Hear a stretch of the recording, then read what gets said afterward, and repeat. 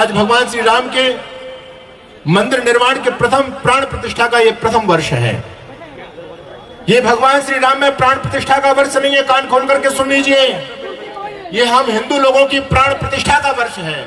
हम निष्प्राण हो चुके थे और अयोध्या में मंदिर बन करके हम हिंदू लोगों में प्राणों का संचार हुआ है। आज ये जितने भी लोग बैठे हुए हैं ये सभी श्री राम के भक्त, ये सभी प्राणवान हैं, ऊर्जावान हैं और ये काम हुआ है अयोध्या के अंदर भव्य श्री राम के मंदिर बन जाने के बाद में। मैं आपकी उपस्थिति को नमन करते हुए आने वाले कुछ खतरों के बारे में आपको बताना चाहता हूं, अपने मुख्य विषय पर आना चाहता हूं जिसके लिए मैं आपके बीच में आया हुआ हूं। बंधु, आज भगवान श्री राम और भगवान श्री कृष्ण की संस्कृति को खत्म करने का दुनिया में बहुत बड़ा षड्यंत्र चल रहा है।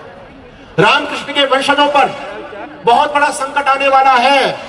आप लोग निश्चिंत बैठे हुए होंगे, आप लोगों को ऐसा लगता होगा कि महाराज आप क्या बात कर रहे हो, कौन सा संकट आने वाला हमारे ऊपर है। तो आप लोग केवल इस गुमला के क्षेत्र में रहते हैं, मैं देश और दुनिया में घूमता हूं, मुझे पता है कि सनातन धर्म पर कितने बड़े संकट के बादल छाए हुए हैं। हम पूरी दुनिया से समाप्त हो गए, हमको समाप्त करने का पूरा विश्व स्तर पर एक षड्यंत्र चल रहा है। बहुत सारे विधर्मी लोग हैं जो हमारे भाइयों को बहला करके फुसला करके धर्मांतरित कर रहे हैं। कुछ हमारी भी कमियां रही हैं, जिन कमियों के चलते हमारे अपने भाई अपने धर्म को छोड़ करके विधर्मी बन गए। और आपको आज याद रखना होगा कि एक ऐसा वर्ग विशेष इस धरती पर बढ़ता चला जा रहा है जिन लोगों का एक ही उद्देश्य है, इस धरती पर कोई भी काफिर जिंदा नहीं रहना चाहिए। अगर कोई काफिर जिंदा है तो उन लोगों को धिक्कार है, उनका धर्म ग्रंथ कहता है। इसलिए काफिर का मतलब हिंदू, काफिर का मतलब वो जो कुरान को नहीं मानता, काफिर का मतलब वो जो मोहम्मद साहब पर विश्वास नहीं रखता। हम सभी रामकृष्ण के वंशज हैं, हम वेद को मानने वाले हैं, गीता को मानने वाले हैं, गंगा को मानने वाले हैं। हम कुरान को और मोहम्मद को नहीं मानने वाले, तो हम उनकी दृष्टि में हुए काफिर। और हम काफिरों के लिए जो वो बर्ताव आज इस धरती पर कर रहे हैं, अब तक उनका जो आचरण रहा है, अब तक उनका जो इतिहास रहा है और आगे जो नरपिशाच इस धरती पर तांडव करने वाले हैं, इसलिए मैं आज आपको जागरूक करना चाहता हूं। आप बांग्लादेश के अंदर देख रहे हैं कि स्थिति क्या भयानक हो चुकी है। 6-6 साल की बेटियों के साथ में बलात्कार किए जा रहे हैं, रक्तस्राव से हमारी बेटियों की मृत्यु हो रही है। और भारत देश के अंदर बंगाल में जाकर के देखो, बिहार में जाकर के देखो, पूर्णिया आदि ऐसे जिले हैं जहां पर रामकृष्ण के वंशज आज समाप्त हो गए हैं। दूसरी विचारधारा और संस्कृति को मानने वाले लोग धरती पर बढ़ते चले जा रहे हैं। मुझे दुख इस बात का है कि आज रामकृष्ण के वंशजों से रामकृष्ण की जमीन छीनी जा रही है, लेकिन हिंदुस्तान के लोग जो अपने आप को रामकृष्ण का अनुयायी कहते हैं वो निश्चिंत बैठे हुए हैं। 7 समंदर पार से आकर के क्रिश्चियन लोग, विधर्मी लोग और अरब से आने वाले वो लोग हमारे देश में आकर के आज हमको धमका रहे हैं। हिंदू सोया हुआ है। मैं तो कहता हूं कि आज कुंभकर्ण के बारे में यदि किसी ने नींद ली है तो वह हिंदू ने ली है। कुंभकर्ण के बारे में हम लोग सुनते थे कि कुंभकर्ण केवल 6 महीने सोता था और 6 महीने तक जागता था, लेकिन इस हिंदू ने कुंभकर्ण को भी मात दे दी है। ये तो अब तक जगने का नाम ही नहीं ले रहा। हम पूरी दुनिया से समाप्त होते चले जा रहे हैं बंधुओं। और दूसरी विधर्मी शक्तियां आपके देश में, आपके आसपास बढ़ती चली जा रही हैं। अगर यही स्थिति होती रही तो याद रखना, आने वाले समय में आपकी बहन बेटियों की इज्जत, आपकी प्रॉपर्टी और आपके मकान दुकान सुरक्षित नहीं है। इतना बड़ा षड्यंत्र इस देश में चल रहा है, हिंदू सोया हुआ है। अरे भगवान श्री राम ने तो विधर्मियों का विध्वंस किया था। निश्चरहीन कर्म ही भुज उठाए प्रणकीन, मर्यादा पुरुषोत्तम श्री राम और योगेश्वर भगवान श्री कृष्ण, ये तो हमारे आदर्श हैं। इन्होंने अपने सनातन धर्म की रक्षा के लिए उस समय के जो अधर्मी लोग थे, विधर्मी लोग थे, उनका विध्वंस किया। आज रामकृष्ण के भक्तों पर पुनः वही संकट मंडरा रहा है। इसलिए मैं आज आपको जगाना चाहता हूं। इस देश के अंदर धर्मांतरण चरम सीमा पर फैल रहा है। आपका ये गुमला का क्षेत्र बचा हुआ नहीं है, ध्यान रखना इस बात को। और केवल गुमला का क्षेत्र ही नहीं, पूरा झारखंड।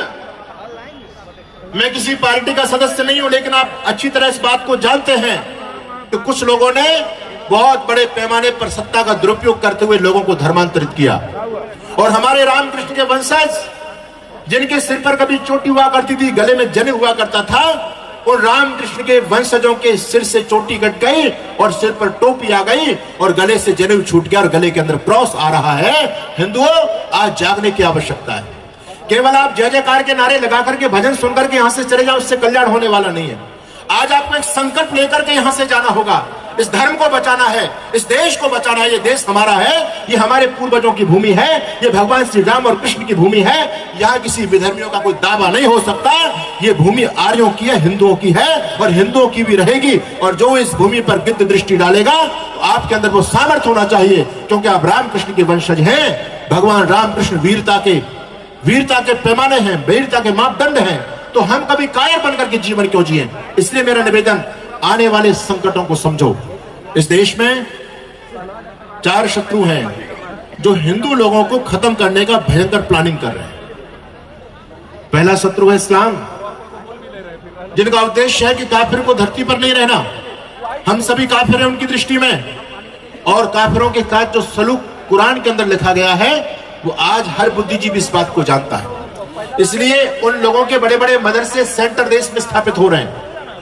दुर्भाग्य इस देश का है कि हम अपने बच्चों को धर्म की दीक्षा नहीं दे पा रहे। आज हम भगवान श्री राम की बात तो कर रहे हैं, भगवान श्री कृष्ण के जय जयकार के नारे तो लगा रहे हैं, लेकिन वास्तव में देखा जाए तो हम और राम और कृष्ण के असली भक्त नहीं है। हम केवल उनके नकली भक्त हैं, नकली भक्त। अगर हम रामकृष्ण के असली भक्त होते तो रामकृष्ण के पद चिन्हों पर चलते। भगवान कृष्ण ने गीता का दिव्य ज्ञान हमको दिया, क्या हमने गीता को खोल करके कभी पढ़ा? गीता हमारे घरों में नहीं है, हमारे बच्चों को गीता के 5 श्लोक तक याद नहीं है। और घरों में गीता होगी भी तो आपने मंदिर के अंदर लाल कपड़े में लपेट करके गीता जी को रखा हुआ होगा। सुबह शाम गीता जी की आरती भी घरों में लोग करते होंगे, फूल भी चढ़ाते होंगे, दीपक भी जलाते होंगे। लेकिन दुर्भाग्य यह है कि गीता पूजा करने की पुस्तक नहीं है, गीता पढ़ने की पुस्तक है। हम लोग ना तो गीता को पढ़ते, ना हम रामायण को पढ़ते, ना हम महाभारत को पढ़ते। बंधुओं, अरे जब तुमको अपने धर्म ग्रंथों का ही ज्ञान नहीं है तो हम अपने बच्चों को धर्म की शिक्षा कहां से देंगे? इसलिए मेरा निवेदन, आने वाला समय बहुत भयावह आने वाला है। एक शत्रु आपका इस्लाम है, जो इस धरती पर अपना कब्जा बोल रहा है। वक्फ बोर्ड का आप लोग सभी नाम जानते हैं। इस देश की बहुत बड़ी भूमि पर उन भूमाफिया ने कब्जा कर लिया है। और दूसरी बात, अनेक प्रकार के जिहाद चला करके, लव जिहाद, ऐसे गंदे गंदे जिहाद चला करके हमारी बहन बेटियों को टारगेट किया जा रहा है। हजारों की संख्या में हमारी बहन बेटियों को हर साल हमारे घरों से लेकर के जा रहे हैं वो लोग। लव जिहाद है, लैंड जिहाद है, फूड जिहाद है, एजुकेशन जिहाद है। हर बहन बेटियों पर गिद्ध दृष्टि उन विधर्मी लोगों की गड़ी हुई है। इसलिए मैं आपको आगाह करना चाहता हूं कि सावधान हो जाओ, आपकी बहन बेटी और आपकी संपत्ति सुरक्षित नहीं है। हिंदुओं, किस भरोसे में सोए हुए हो? मैं देखता हूं हिंदू समाज की स्थिति क्या हो गई। हम केवल आज चमत्कारों पर विश्वास करते चले जा रहे हैं। देश के जो हालात होते चले जा रहे हैं, हमको उसकी कोई चिंता नहीं है। हम आज भी ये कहते हैं कि कोई चमत्कार होगा, और चमत्कार होगा तो भगवान आएंगे धरती पर अवतार लेकर के और भगवान हमारी रक्षा करेंगे। अरे भोले हिंदुओं, किस भ्रम में आप लोग बैठे हुए हो? अरे भगवान ने तुमको भेजा तो है धर्म की रक्षा के लिए, और कोई भगवान अलग से आकर के तुम्हारी रक्षा करेंगे क्या? ध्यान रखना, इस देश के अंदर लाखों मंदिरों को तोड़ा गया। आपका नालंदा, कौन नहीं जानता? नालंदा, तक्षशिला, विक्रमशिला, उद्यंतपुरी जैसे बड़े बड़े शिक्षा के केंद्रों को विधर्मियों ने जला दिया। हमारे लाखों मंदिरों को तोड़ा गया। अयोध्या का मंदिर हो, मथुरा का मंदिर हो, सोमनाथ का मंदिर हो, जम्मू कश्मीर के वो हजारों मंदिरों की श्रृंखला है, सारे मंदिरों को नेस्तनाबूद किया। ध्यान रखना, भगवान नहीं आए और तुम भगवान के भक्त, भगवान के भरोसे बैठे रह गए। और बंधुओं, भगवान ने आपको बुद्धि दी है, भगवान ने आपको सामर्थ्य दिया है। भगवान, आप ही भगवान के रूप में धरती पर हो। आप अपने धर्म केंद्रों की रक्षा नहीं कर पा रहे और हम भगवानों के भरोसे बैठे कि भगवान अवतार लेंगे। इस भ्रम को निकालिए, अपने आप को उद्यत कीजिए धर्म की रक्षा के लिए। आज धर्म पर संकट है तो पहला शत्रु है इस्लाम। 4.5 लाख मदरसे इस देश में काम कर रहे हैं, अनेक प्रकार के जिहाद इस देश में काम कर रहे हैं। लव जिहाद, जिहाद का मतलब होता है लड़ाई और लव का मतलब होता है प्यार। वो प्यार करके भी आपकी संख्या को खत्म करने का षड्यंत्र इस देश में चल रहा है।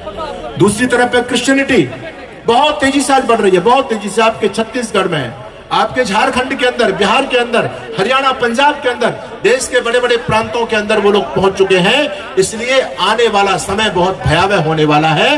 रामकृष्ण के वंशज रोज धर्म परिवर्तन करते चले जा रहे हैं। अपने बच्चों को संभालो, अपने बच्चों को धर्म की शिक्षा दीजिए। अगर आपने अपने बच्चों को धर्म की शिक्षा दी तो आपके बच्चे धर्म से जुड़ करके रहेंगे। वो अपनी गर्दन कटा सकते हैं लेकिन धर्म नहीं छोड़ सकते। और यदि आपने अपने बच्चों को धर्म की शिक्षा नहीं दी है तो फिर तो लोग एक बोरी चावल में और कुछ चीनी में धर्म परिवर्तन भी कर लेते हैं। बालवीर हकीकत राय का नाम कौन नहीं जानता? एक 12 साल का बच्चा जिसको विधर्मी लोगों ने कहा हकीकत अपना धर्म परिवर्तन करो नहीं तुम्हारी गर्दन काट दी जाएगी। वो 12 साल का बच्चा कहता है मुल्ला जी मैं धर्म परिवर्तन तो नहीं करूंगा, क्योंकि मैंने धर्म को समझ लिया, जिसका धर्म गया उसका दुनिया में बचा ही क्या है। मैं धर्म को क्यों छोड़ दूं? मुझे अपने प्राणों का मोह नहीं है। तुम मुझे मारना चाहते हो तो मार सकते हो जल्लादो, क्योंकि तुम्हारे यहां कोई न्याय नहीं है। मैं धर्म के लिए मर सकता हूं, लेकिन कभी धर्म से डिग नहीं सकता।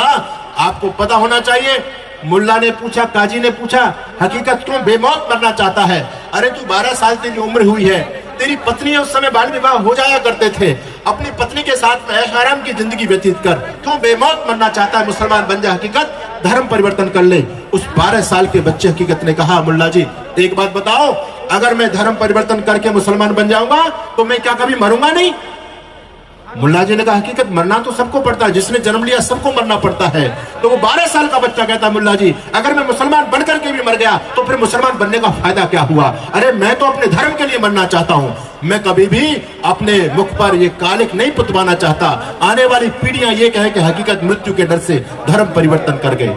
बंधु मेरा निवेदन, एक तरफ ये बालवीर हकीकत राय 12 साल का बच्चा है, एक तरफ गुरु गोविंद सिंह के वो मासूम बच्चे 7 साल का फतेह सिंह और जोरावर 9 साल का, वो दोनों मासूम छोटे छोटे बच्चे इस धर्म की रक्षा के लिए जिंदा दीवारों में चिन गए।